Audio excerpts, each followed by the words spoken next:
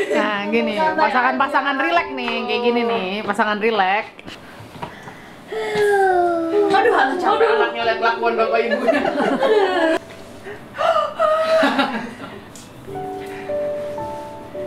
Udah nih.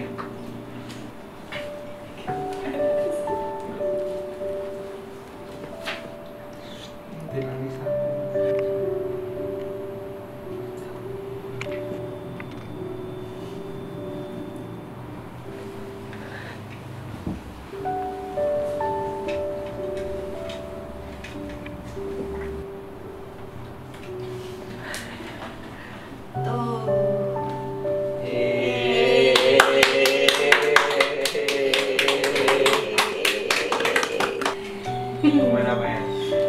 Apa ya, ini tuh karena udah jadi orang tua, udah jadi ibu tuh dapet banget sih. Bukunya gak nyangka ternyata seperti ini. Caca nih belum jadi orang tua tapi dia udah kayak ibu-ibu gitu. Bang, dia Mama ya? sangat mama obel banget. Jadi nggak tahu sih, gue ngerasain kalau misalnya ini nyokap gue yang ngirimin surat tiap, ini cerita dia tiap apa sih, tiap ulang tahun ya dikirimin ya atau enggak? Ke masa depan. Iya, masa depan kan, maksudnya buat anaknya kan. Ya gue bakal sedih banget sih, pasti sedih banget. Maksudnya bukan sedih yang gitu ya, tapi lebih ke ya dengan semua masa lalu ada orang yang peduli sama lu, dan suratnya kan kalau gue nangkapnya ya, suratnya dia tidak membutuhkan balasan gitu, kayak udah lu baca aja terus. Surat itu tuh penguat. Iya gitu, bukan yang gue butuh untuk merespon apapun itu, jadi kayak satu arah dan langsung kena gitu. Kalau yang aku dapat buku ini tuh nggak apa-apa, ada masalah dalam hidup tuh nggak apa-apa, karena ya itu masalah itu tuh yang bikin ngebentuk kita jadi apa. Buku ini tuh nemenin buat orang-orang yang nggak beruntung, nemenin buat orang-orang yang nggak beruntung punya Temen banyak teman, ada juga yang nggak beruntung punya keluarga yang didamkan. harmonis ya. Ada yang nggak beruntung juga, orang tuanya yang ada yang udah pergi duluan gitu. Jadi buku ini tuh ya untuk orang-orang yang nggak beruntung tapi kalian beruntung ada buku ini. Jadi buat yang merasa kesepian,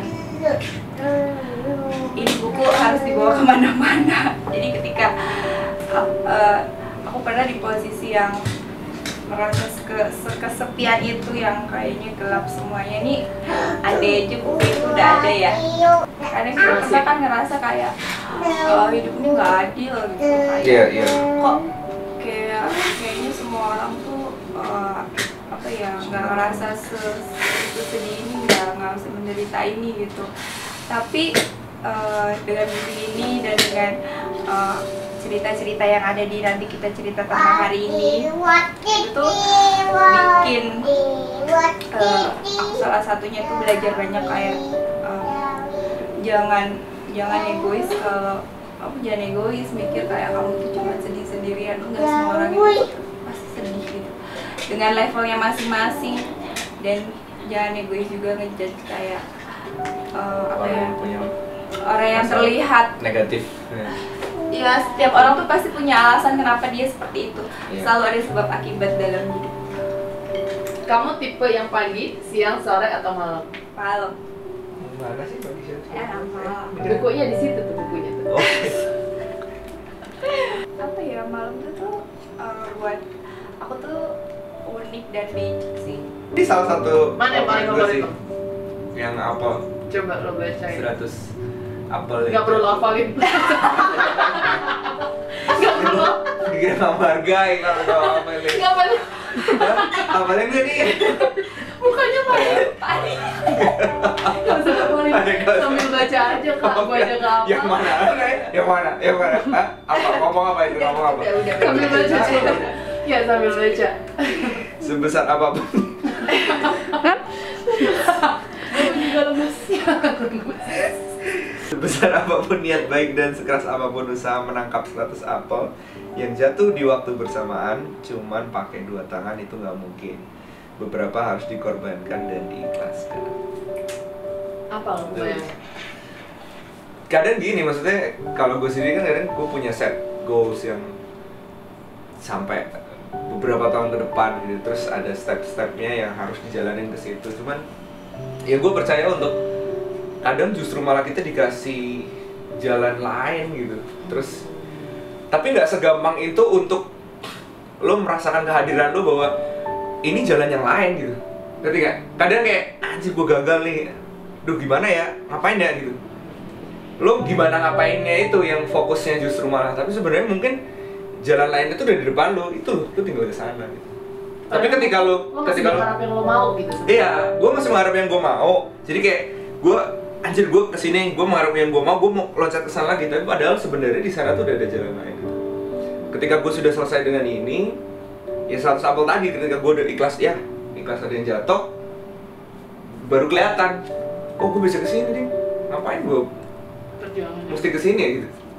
Tapi itu ngomong gampang banget. Tapi ketika lo berada di situasi itu pasti kapan lo harus ini titiknya adalah kapan lo harus mengikhlaskan dan kapan lo harus memperjuangkan itu adalah titik yang paling susah menurut gue, karena ada titik kan lo harus push untuk memperjuangkan ini sampai lo bisa, tapi ada titik lo harus ikhlasin relain. Nah itu menurut gue butuh skill kehidupan, maksudnya bukan skill kehidupan ya, kayak jam terbang lo ketika lo terbiasa untuk terus berjuang, lo akan dikasih sense untuk oh ini gue udah gak bisa nih, ini gue harus lepas nih, oh ini gue masih harus push nih.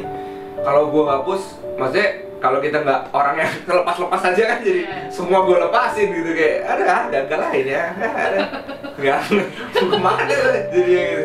Gimana musisi mamacu budi gue mana musisi mamacu semua dilepas.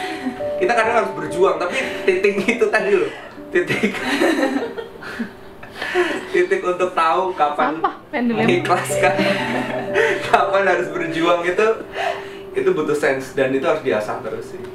Ini tepat banget, gue suka banget. Di antara semua lo paling suka yang gitu ya? Gue paling kena tadi gitu langsung, wah ini, ya. Kalau sis, tapi sebenarnya, sorry. Gak cukup lah. butuh panggung. Kita kasih panggung.